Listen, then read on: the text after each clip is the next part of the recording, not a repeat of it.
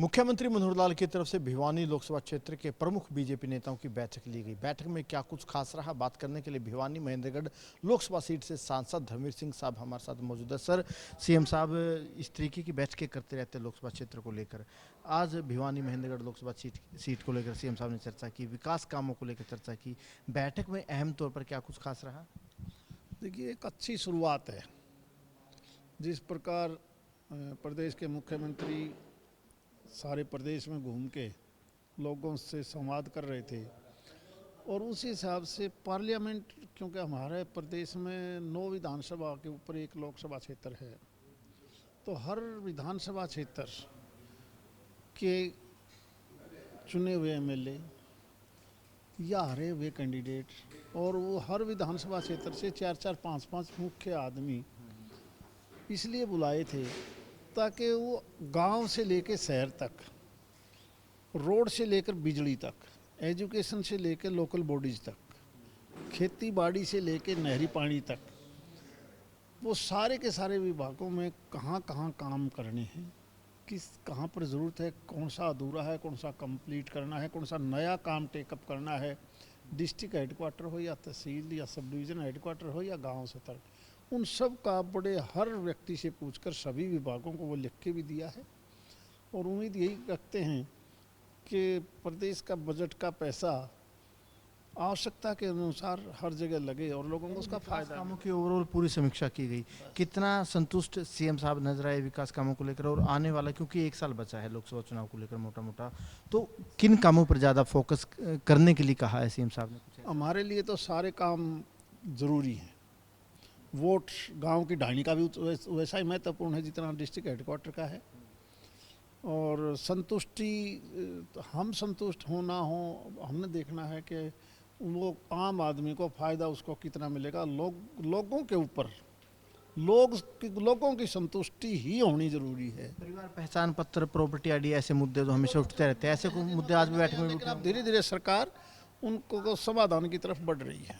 आप अपनी स्पष्टवादिता के लिए जाने जाते हैं, बिल्कुल क्लियर कट बात करते हैं। आपने भी कुछ बैठक में सुझाव रखे होंगे अपनी तरफ से कुछ, कि किस तरीके से तो मैंने सभी विधायकों से, पार्टी वर्कर से, जहाँ जहाँ मैं हो सकता है हर जगह से, हर गांव के स्तर पर मैंने भी अपनी जितनी चीज़ें थी वो सारी लिख के हर विभाग को मुख्यमंत्री के माध्यम से दी है। राजनीतिक समीकरणों पर भी कोई चर्चा होती होगी, राजनीतिक फीडबैक भी सीएम साहब लेते होंगे किसी तरीके का, कि राजनीतिक माहौल कैसा है? क्योंकि आपके इलाकों में तो पिछले दिन हुड्डा साहब ने रैली की भिवानी में, उसी दिन किरण चौधरी, नांगल चौधरी में जनसभा करते, तो राजनीतिक पारा काफ़ी उबाल पर आपके इलाके में।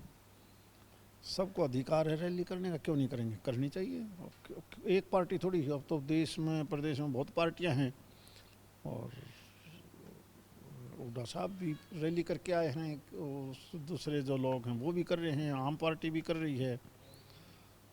रैलियां करना तो मेरी समझ में ये एक डेमोक्रेसी का पार्ट है। और आपसे एक सवाल कर लेते हैं बारिश का, क्योंकि उत्तर हरियाणा में बाढ़ के हालात बने हुए हैं, अम्बाला में हालात बुरे हैं, पानीपत का भी यही हाल है।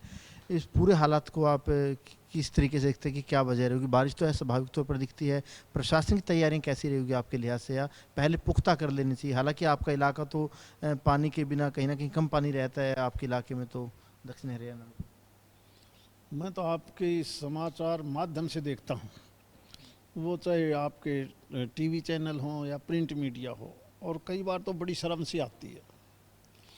78 में 8 लाख क्यूसेक पानी आया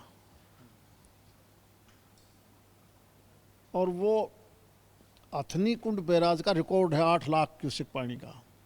तब तो दिल्ली सेफ थी।